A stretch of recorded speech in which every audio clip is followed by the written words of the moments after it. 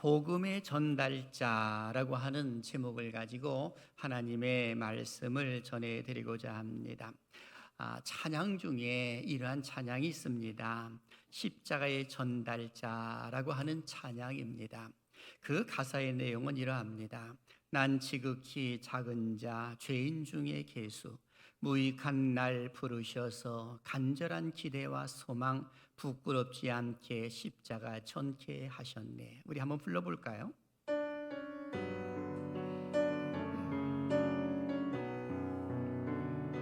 난 지극히 작은 자 죄인 중에 예수 무익한 날 부르셔서 간절한 기대와 소망 부끄럽지 않게 십자가 전케 하셨네. 어디든지 가리라 주 위에 서라면 나는 전하리 그 십자가. 내 몸에 밴 십자가 그 보혈의 향기 온 세상 채울 때까지 살아도 주를 위해 죽어도 주를 위해 살아 죽으나 난 주의 공. 십자가의 능력 십자가의 소망 내 안에 주만 사시는 것. 난 지극히 작은 자 죄인 중에 예수 무익한 날 부르셔서 간절한 기대와 소망 부끄럽지 않게 십자가 전케 하셨네. 내 사랑 나의 십자가. 아멘. 여러분, 십자가의 전달자라고 했을 때 그 의미가 뭘까요? 바로 복음을 전한다라는 의미가 포함되어 있습니다. 우리가 사실 잘 알고 있는 것처럼 십자가 하게 되면 고린도전서 1장 18절을 떠올리게 됩니다. 십자가의 도가 멸망받는 자들에게는 미련한 것이요 구원을 받는 우리에게는 하나님의 능력이 됨이라 라고 기록되어 있습니다. 바로 그 십자가의 도는 예수 그리스도를 일컬어 말해주고 있는 것이다 라고 볼 수 있습니다. 그래서 하나님께서는 이 일을 하실 때에 하나님의 말씀을 전하는 전달자를 통해서 이 일을 이루어 가셨던 것을 보게 됩니다.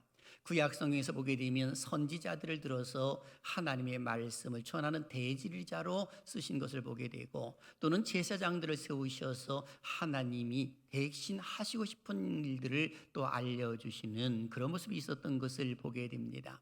신약에 와서 보게 되면 역시 하나님께서는 사도들을 통해 가지고 또 일을 이루어 가시고, 그리고 하나님의 복음을 전하도록 이끄시는 그런 모습들이 일어났던 것을 보게 됩니다. 70문도라든지 또는 120명의 제자라든지 모두가 다 복음의 전달자다라고 이렇게 말할 수가 있을 듯합니다. 그래서 하나님께서는 각 때마다 그 시마다 꼭 필요하실 때에는 일꾼들을 사용하셔서 그리고 복음을 전하도록 이끄셨던 것을 보게 됩니다. 지금으로부터 약 505년 전인 1517년 10월 30일 마틴 루터의 95개 조문을 통해 가지고 종교개혁이 형성된 그런 모습들이 일어나지 않았겠습니까? 마틴 루터의 종교개혁의 기치를 드는 그 모습 속에서 칼빈은 그 모든 것들을 교리적으로 체계화시키는 그런 모습들이 일어났던 것 아니겠습니까? 그래서 마틴 루터의 종교개혁의 이 5가지 모토가 있습니다. 그것은 다른 것이 아니라 오직 믿음, 그리고 오직 은혜, 오직 성경, 오직 그리스도, 오직 하나님께 영광을 이라고 하는 이 5가지의 모토였습니다. 그래서 사실 우리가 구원받는다라고 말을 했을 때에는 오직 믿음으로 구원을 받는 것이지 다른 어떤 공로라든지 아니면 어떤 선행이라든지 이런 것이 관여할 수가 없더라라고 하는 겁니다. 그래서 우리 하나님께서는 중세 교회 때도 이 마틴 루터나 아니면 찌븐글리나 아니면 존 칼빈이나 그 외 많은 종교 개혁자들을 통해 가지고 하나님께서는 복음을 전달하도록 이끄셨더라라고 하는 겁니다. 그렇다면 오늘은 어떠할까라고 하는 겁니다. 오늘도 역시 하나님은 그 십자가의 전달자라 할 수 있는 복음의 전달자를 바로 쓰고 계시더라라고 하는 것입니다. 누구를? 우리들을 사용하고 계시더라라고 하는 겁니다.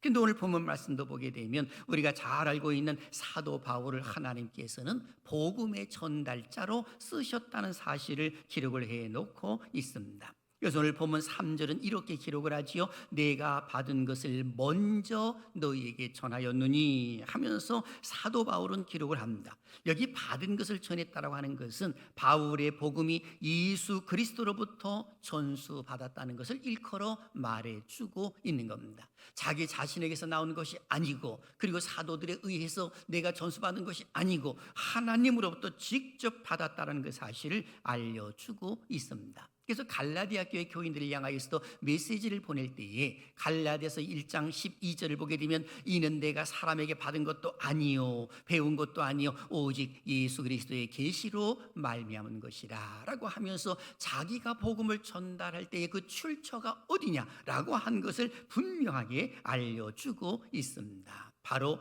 예수 그리스도의 계시다라고 이렇게 표현해주고 있는 겁니다. 실제로 우리가 잘 알고 있는 것처럼 사도 바울은 다메섹 도상에서의 이 부활의 주님을 만난 것을 사도행전 9장을 통해서 우리는 잘 알게 되는 겁니다. 그리고 그는 유대교의 열심이었습니다마는 예수님을 만나고 난 후에 모든 것을 버려두고 이제 오직 복음, 오직 예수만을 전하고자 하는 그런 모습을 가졌던 것이 바로 사도 바울의 모습입니다. 그래서 그는 고린도 교회 교인들을 향하여서도 내가 전한 것은 하면서 하나님으로부터 받은 것이기에 나는 이 복음의 전달자로 쓰임받고 있다라고 하는 것을 알려주고 있는 겁니다.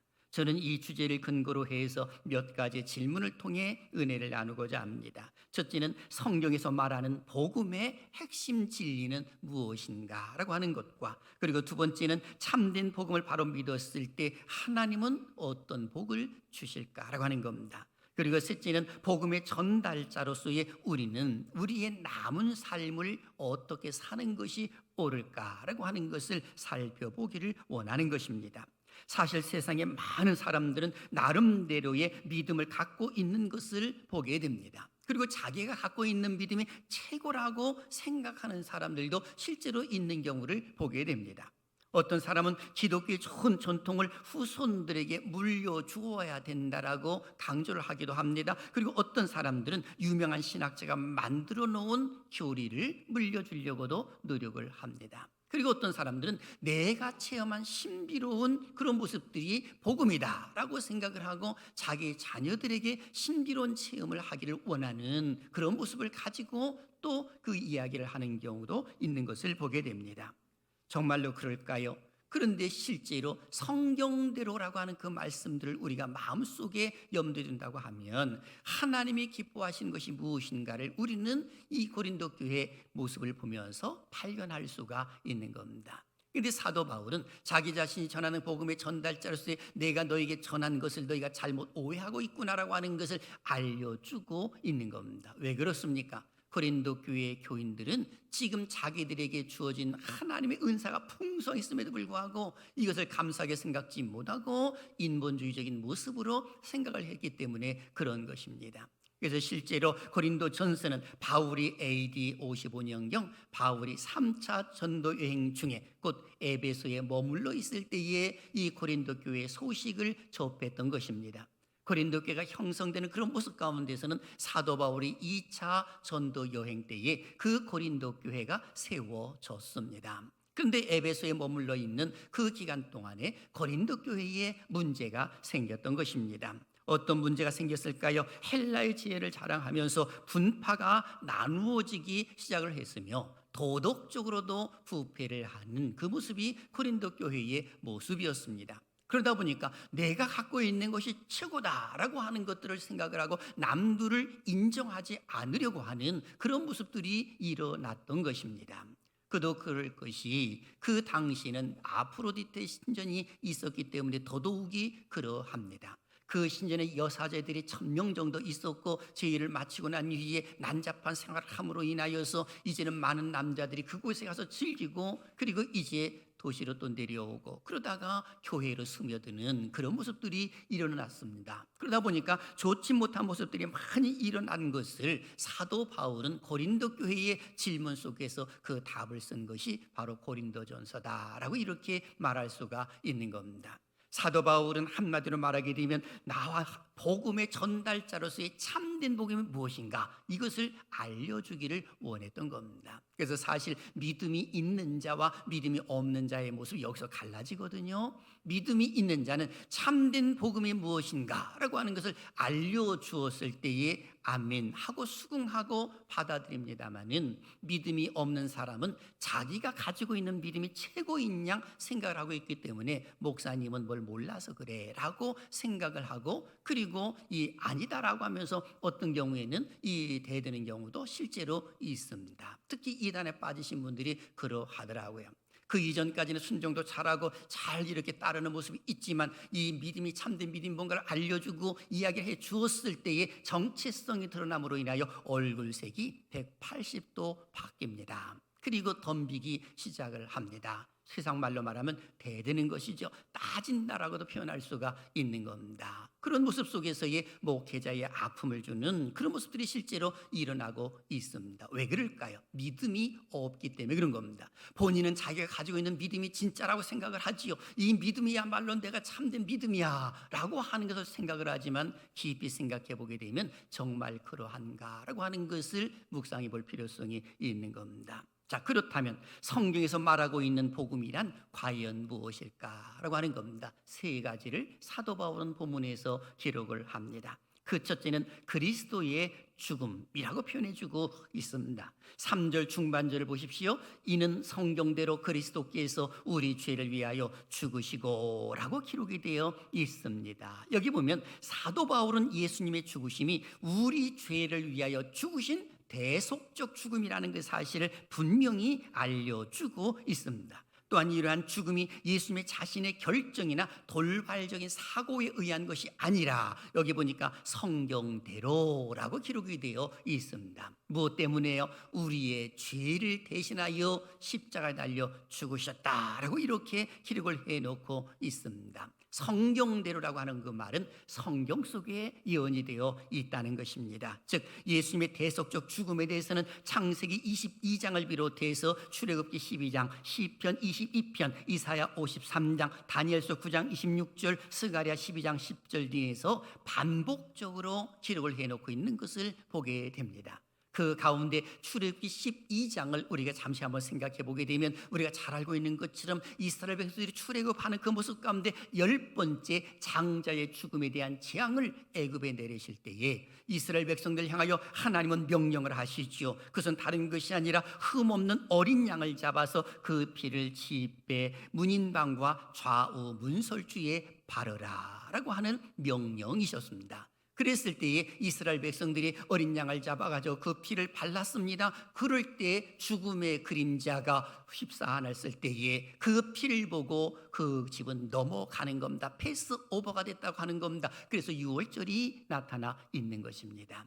저는 예수 그리스도의 그 보혈의 피가 사랑하신 여러분들에게만 적셔지는 것이 아니라 사랑하신 여러분들의 가정들마다 예수 그리스도의 그 어린 양의 피가 적셔지는 은혜가 있기를 주님의 이름으로 축원합니다. 그러면 어둠의 세력들은 도망가게 될 줄로 믿습니다. 죽음의 그림자 떠나가게 될 줄로 믿습니다. 이게 하나님을 믿는 믿음의 사람들의 역사하심입니다. 그러므로 예수 그리스도의 죽음은 성경대로라고 기록되어 있습니다. 그리고 두 번째는 그리스도의 부활입니다. 4절입니다. 같이 읽습니다. 시작. 장사 지낸 바 되셨다가 성경대로 사흘 만에 다시 살아나사. 아멘. 이 말씀을 보게 되면 장사 지낸 바 되었다가 다시 살아나사라고 이렇게 기록이 되어 있습니다. 장사 되심이라고 하는 것은 부정 과거형으로 되어 있고요, 여기에 다시 살아나사라고 하는 것은 완료형으로 되어 있습니다. 왜 이렇게 표현을 했을까요? 그 이유가 있습니다. 장사 되심이라고 표현했을 때는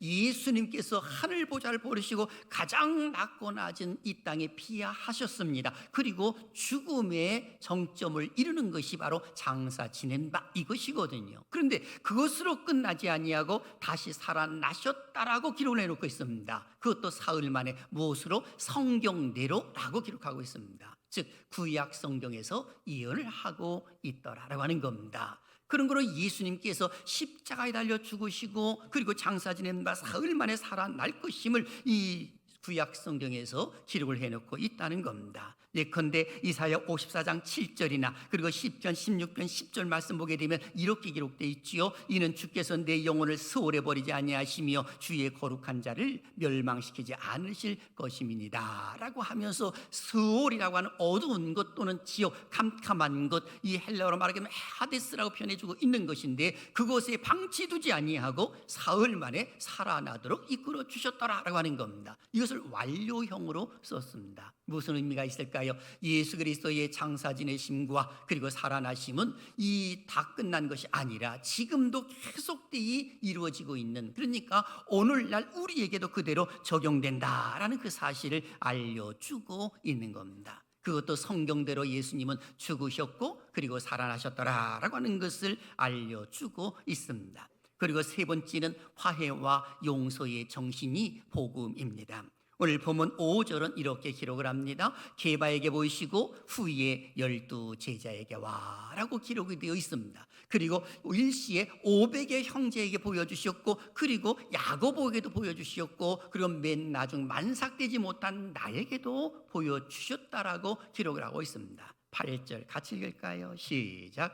맨 나중에 만삭되지 못하여 난자 같은 내게도 보이셨느니라. 아멘. 무슨 의미가 있을까요? 여러분 여기 보면은요, 개바하게 되면 베드로를 일컬어 말하는 것이거든요. 12 제자를 이야기해주고 있는 그 모습을 보십시오. 그리고 여기 사도 바울 만삭되지 못한 자기에게도 보여주셨다라고 기록을 하고 있습니다. 어떤 공통점이 있을까요? 개바하게 되면 베드로는 예수님을 3번씩이나 부인하고 심지어는 맹세까지 하고 부인하면서 저주까지 하면서 부인했던 사람입니다. 그리고 예수님의 제자들은 예수님이 고난당하는 그 순간에 뿔뿔이 다 흩어졌던 사람들입니다. 그러니 그들이 주님 앞에 설 수 있는 자격이 없는 겁니다. 사울이라고 하는 청년 사도 바울을 보십시오. 그는 포행자입니다. 그리고 예수 그리스도를 믿는 사람들을 회방하는 회방꾼이었고 그들을 잡아서 옥에 가두는 역할을 했던 사람이 바로 사울이라고 하는 청년 사도 바울이었습니다. 그런데 그러한 사람에게 우리 주님께서 나타나셨다는 겁니다. 게바에게 먼저 찾아오셨다는 것이죠. 요한복음 21장을 보게 되면 베드로에게 찾아오셔서 요한의 아들 시몬아 네가 나를 사랑하느냐 3번씩이나 질문하시고 내 양을 먹이라, 내 어린 양을 치라, 내 양을 먹이라 하시면서 사명을 주시는 것을 보게 됩니다. 그리고 12 제자에게도 역시 동일한 모습으로 나타나셔가지고 평안하니요 하시면서 그들에게 새로운 사명을 주시는 것을 우리는 성경을 통해서 알게 됩니다. 그리고 사울이라고 하는 청년 폭행자여 그야말로 회방꾼인 그런 사람에게도 찾아와가지고 이방인의 빛으로서의 복음의 증거자로 삼는, 곧 복음의 전달자로 삼으시는 그런 모습들이 일어났더라라고 말할 수가 있는 것입니다. 이 말의 의미는 우리 주님께서 그들을 용서하신다는 겁니다. 그리고 그들을 화해하기를 원하고 계신다는 그 사실을 알려주고 있는 겁니다. 이것이 복음인 겁니다. 여러분 복음의 핵심 중에 핵심은 뭐냐? 예수 그리스도의 죽음과 죽음으로 끝나는 것이 아니라 부활입니다. 부활이 있음으로 인하여 기독교가 존재하는 것이거든요. 이것으로 끝나지 아니하고 우리 주님께서는 화해의 제스처를 보여주셨고 용서해 주셨던 그런 모습을 가지고 있었더라라고 하는 것입니다. 그런 거로 오늘 우리들도 생각해 보아야 하는 겁니다. 나는 복음 안에 굳게 세움을 받고 있는가? 그렇다면 내 주변에 있는 사람들을 용서하고 그들에게 내가 화해의 손길을 펼치고 있는가라고 하는 것입니다. 실제로 우리 예수님께서는 죄인에 대해서 기대를 하고 계시는 겁니다. 죄인 한 사람이 살아날 수 있다면 하면서 우리 주님께서는 기대를 하고 계시는 것입니다. 그래서 유명한 말씀 있잖아요. 마태복음 12장 20절 같이 읽을까요? 시작. 상한 갈대를 꺾지 아니하며 꺼져가는 심지를 끄지 아니하기를 심판하여 이길 때까지 하리니. 아멘. 여기 상한 갈대를 꺾지 않고 꺼져가는 심지를 끄지 아니하신다고 하는 것은 그 사람은 비록 죄인이라 하더라도, 연약한 모습을 가지고 있는 그 순간이라 하더라도 우리 주님께서는 끝까지 기다리고 계신다는 그 사실을 알려주고 있는 겁니다. 우리 주님께서 죄인 하나가 돌아오기를 기다리고 계시는데 우리가 뭐가 대단하다고 그 상대방을 용서하지 못하고 화해의 손길을 펼치지 못하는 이유가 대체 무엇이란 말입니까? 그것은 복음을 잘못 알고 있는 것이다 라고 말할 수가 있을 듯합니다.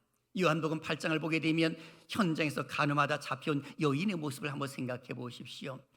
유대인들이 돌 하나씩 잡고 현장에서 가늠하다 잡혀온 여인을 예수님 앞에 무릎을 꿇게 만듭니다. 그리고 이 여인이 죄를 지었다라고 지적을 하죠.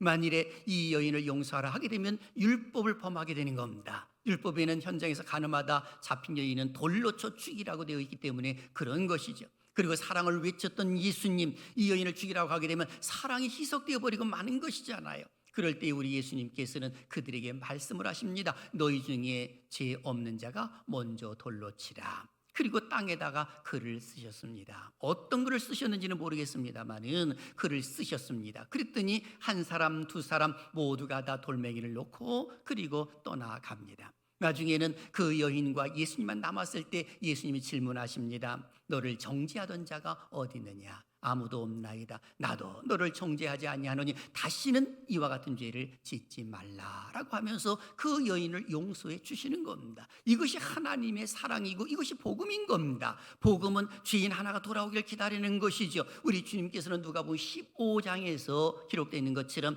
탕자가 집을 나갔을 때 이 자기의 분깃을 다 허비하고 그리고 이제는 빈 털터리로 거지로 돌아왔을 때 아버지는 그럴 줄 알고 밖에서 기다리고 계시는 것 아니겠습니까?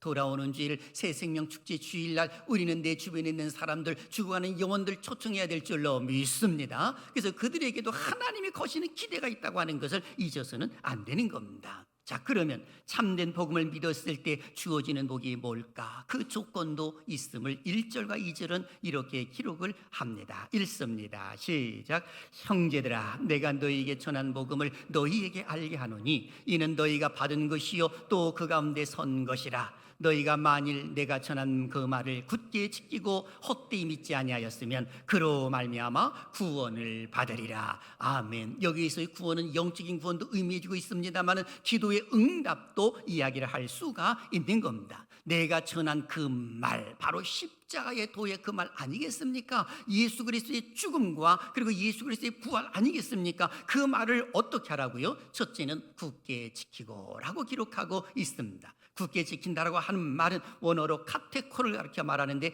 간직하다, 보유하다라고 하는 겁니다. 은혜를 받는 거 끝나지 아니하고 그걸 마음속에 간직하는 것을 걸어 말해주고 있는 겁니다. 두 번째는 헛되이 믿지 말아라 이렇게 표현했습니다. 헛되다라고 하는 말은 에이케라는 의미인데 아무 근거나 이유 없이 그것을 따르지 말라는 겁니다. 그것을 믿지 말라는 것이죠. 그런데 고린도 교회 교인들은 이런 것들을 가지고 있었다는 것입니다.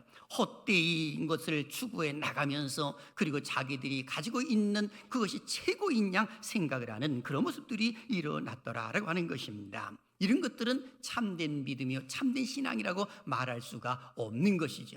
예컨대 중세교회를 잠시 한번 상고해 보시길 바랍니다. 중세시대에는 사람이 죄를 지으면 죄가 만들어지고 벌을 받아야 하는데 죄는 교회에 가서 신부에게 고해 성사를 하면 용서를 받을 수 있다라고 가르쳤습니다. 그리고 원죄는 세례를 통해 이 사함을 받을 수 있다고 했지요. 하지만 그 벌은 또 받아야 한다라고 가르쳤습니다. 그러나 그 벌은 이 땅에서 고행하거나 선행을 하여 공로를 쌓게 되면 받지 않아도 된다라고 가르쳤습니다. 그래서 이 세상에서는 단 세 종류의 사람만 벌을 받지 않는다고 했습니다. 그것은 예수님, 그리고 예수님의 모친 마리아, 그리고 성인들입니다. 그러므로 대부분의 신자들은 죽으면 천국에 가는 것이 아니라 연옥으로 가는 겁니다. 연옥에 가 있는 그런 모습 가운데에서 이제는 이 잉여 공로가 성인들이 있기 때문에 교회에서 헌금을 바치는 순간 잉여 공로가 자신의 죽은 부모를 연옥에서 천국으로 또 올려주는 그런 모습을 가르쳤습니다. 그래서 면제부를 판매하는 그런 모습들이 중세교회 때에 일어났던 것입니다. 정말로 그러할까요? 절대로 그렇지 않습니다. 이것이 헛되이 믿지 아니하였으면 이렇게 사도 바울이 강조해주고 있는 겁니다. 성경대로가 아닌데도 그것을 그대로 따르는 어리석은 행동을 보였다는 겁니다. 그래서 우리 하나님께서는 바로 복음의 전달자로 청도교역자들을 쓰신 것 아니겠습니까? 기억나시죠? 요한일서 1장 9절 큰 소리로 읽습니다. 시작. 만일 우리가 우리 죄를 자백하면 그는 미쁘시고 의로우사 우리 죄를 사하시며 우리를 모든 불의에서 깨끗하게 하실 것이요. 아멘. 사람에게 고백을 함으로 인하여 내가 죄사함 받는 것이 결코 아니라는 겁니다. 우리 하나님 앞에 죄사함을 받을 수 있는 것은 고백하는 겁니다. 자백하는 겁니다. 그러면 예수 그리스도의 거룩한 보혈의 피로 깨끗하게 씻어주실 줄로 믿습니다. 예수 그리스도 한 분이면 되는 것입니다. 그런데도 우리는 이거 잘못 오해하는 경우가 있더라라고 하는 겁니다. 사랑하신 여러분, 오늘 우리는 어떠합니까? 하나님께서 나를 붙드시고 복음의 전달자가 되기를 원하고 계시는데 혹시 이것에 대하여서 깊이 생각하지 아니하고 나만 은혜 받았으면 되지라고 생각하고 있지는 않는지 스스로 점검해 보시기를 바랍니다. 혹시 문제 때문에 나는 그렇게 그럴 여유가 없어요 하시는 분 계십니까? 그렇다면 그 문제가 왜 일어났다라고 생각을 하십니까? 그렇다면 한번 뒤집어 보시길 바랍니다. 하나님의 나라와 그 의를 먼저 구해 보려고 노력해 보시길 바랍니다. 기억나시죠? 너희는 먼저 그의 나라와 그의 의를 구하라. 그리하면 이 모든 것을 너희에게 더하시리라. 하나님의 나라를 구하게 되면 하나님께서 덤으로 보너스로 모든 걸 해주실 줄로 믿습니다. 그러니 죽어가는 영혼들을 우리가 살리는 마음이 얼마나 중요한 것인지 모릅니다. 여러분들도 아시겠습니다마는 어저께 있었던 한 사건이 있지 않습니까? 이태원에서 수많은 젊은이들이 이 할로윈 행사에 모였다가 이 사람들이 너무 많이 몰려 있음으로 인하여 압사로 죽음을 맞이했습니다. 현재까지 149명이 죽음을 맞이했다고 하는 그 보도를 본 바가 있습니다. 이 할로윈 행사는 매년 10월 31일 다양한 분장을 하고 즐기는 축제라는 겁니다. 켈트 문화에서 유래한 것으로 현재는 미국 전역과 일부 국가에서 행하고 있는데 이번에도 어김없이 이태원에서 그 행사를 하는데 많은 젊은이들이 몰려드는 겁니다. 그래서 이 할로윈이 대체 뭔가라고 하는 것은 다른 것이 아니라 죽은 영혼들이 온다는 겁니다. 그 죽은 영혼들이 오기 때문에 그 주 영혼을 쫓기 위해서 귀신의 복장을 하고 귀물 등의 복장을 하면서 그 귀신들을 몰아내는 행사라고 이렇게 기록되어 있는 것을 본 바가 있습니다. 그래서 많은 사람들이 죽었는데 죽은 젊은이들이 얼마나 안타깝습니까? 인생이 안타깝지요. 그리고 그 부모들은 또 어떡합니까? 자식들을 먼저 보내고 그 오해하는 모습 생각을 해보면 가슴이 찡한 그 모습을 금할 수가 없습니다. 그리고 한편으로 생각해 보게 되면 우리 기독교에서도 역시 문화를 잘 만들어서 우리 젊은이들이 좀 즐길 수 있는 그런 모습이 있으면 참 좋겠다라고 하는 생각을 해보았습니다. 사랑하신 여러분, 오늘 우리는 가만히 있을 존재들이 아니라 하나님이 우리에게 주신 사명이 있음을 잊어서는 안 되는 겁니다. 그런 거 우리가 가져야 할 자세 두 가지를 기억하십시오. 질문을 통해서 사랑하신 여러분들이 스스로 답해 보시기를 바랍니다. 첫째, 나 자신이 참된 복음의 진리에 바로 서 있는가라고 하는 겁니다. 참된 복음의 진리에 바로 서 있는가? 성경 속에 기록되어 있는 예수 그리스도 외에 다른 것이 구원이 없다는 그 사실을 믿고 그리고 신앙생활하고 있는가라고 하는 겁니다. 다시 말하게 되면 다른 사람 중심으로서의 신앙생활하고 있는가? 고린도 교회는 바울파, 게바파, 아볼로파, 그리스도파의 그 모습을 가지고 있는 모습 속에 사도 바울은 절대로 그것이 아니라고 강조한 바가 있습니다. 그럼에도 불구하고 오늘날에도 의외로 사람 중심으로 신앙생활하는 경우가 얼마나 많이 있는지 모릅니다. 나는 이것이 옳다, 이분이 말하는 것이 옳다라고 해서 따라가는 것이죠. 정말 그것이 성경들은 믿는 것이라고 생각을 하십니까? 우리가 한번 깊이 한번 생각해 볼 필요성이 있는 겁니다. 그리고 두 번째 기억할 것은 복음을 전할 기회를 놓치고 있지는 않는가라고 하는 겁니다. 내가 숨을 쉬고 있고 그리고 지금 내가 말할 수 있는 여건이 형성되어 있음에도 불구하고 내 옆에 수많은 사람들이 스쳐가고 옆에 붙어 있음에도 불구하고 그들에게 벙어리가 되어가지고 말 한마디 못한다고 한다면 기회를 놓치고 마는 겁니다.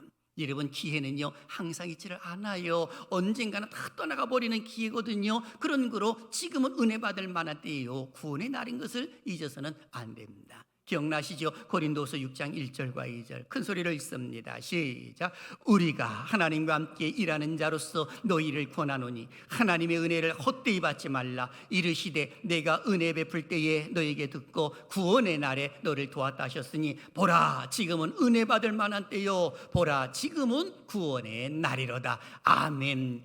말씀대로 이루어질 줄로 믿습니다. 그런 거로 우리는 참된 복음이 무엇인가를 분명히 알고 있어야 하는 것입니다. 오직 예수 그리스도만이 구원 주심을 확실히 믿고 성경대로 기록된 예수님, 그 예수님을 바로 믿고 그리고 신앙생활을 잘할 필요성이 있는 겁니다. 나에게 주어진 복음 전할 기회를 놓치지 않는 것, 이것이 무엇보다도 중요하다라고 말할 수가 있는 것입니다. 사랑하시는 여러분, 우리는 복음의 전달자로 하나님의 부르심을 받은 사람들인 것을 잊어서는 안 됩니다. 이를 위해서 참된 신앙은 성경대로 믿어야 하는 것이고 하나님이 기뻐하시는 그 일들을 온전히 이루어드리는 것이 중요하다라고 하는 것입니다.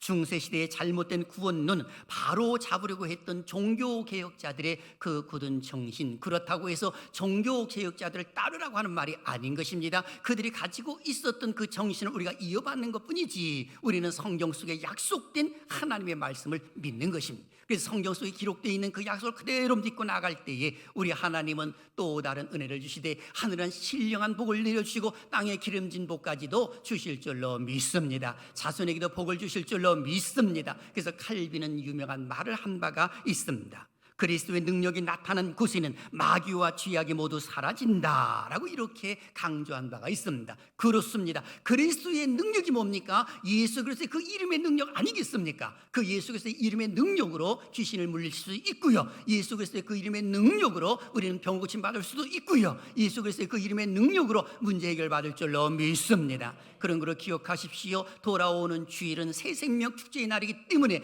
이 한 주간엔 우리 모두가 다 영적 전쟁 속에 들어가 있다는 사실을 절대로 잊어서는 안 되는 겁니다. 전교인들이, 우리 사랑하는 장로님들도 시작을 해서 어린 심령에 이르기까지 영적 전쟁의 이 한 주간에 나는 승리하리라 라고 하면서 예수 그리스도의 이름을 앞세우면서 나가시기를 주님의 이름으로 축원합니다. 한번 따라합니다. 예수 그리스도의 이름으로 귀신은 물러갑니다. 다 같이 시작. 예수 그리스도의 이름으로 귀신은 물러갑니다. 아멘. 우리의 자녀들이나 우리의 남편이나 우리의 그 식구들, 친족들 그리스도의 이름으로 물리쳐야 하는 겁니다. 마귀에게 잡혔기 때문에 예수를 안 믿는 것이거든요. 그렇다고 해서 당신은 마귀라고 말하지 말고 속으로, 아니면 혼자 있을 때 내 남편을 사로잡고 있는 더러운 귀신들은 예수 그리스도 이름으로 명하노니 떠나갈지어다. 하나님께서 역사하실 줄로 믿습니다. 치유의 역사도 일어날 줄로 믿습니다. 영적 전쟁 속에서 승리하고 돌아오는 주일날, 축제의 날 하나님께만 영광 올려드리는 우리 모두가 되시기를 주님의 이름으로 축원합니다.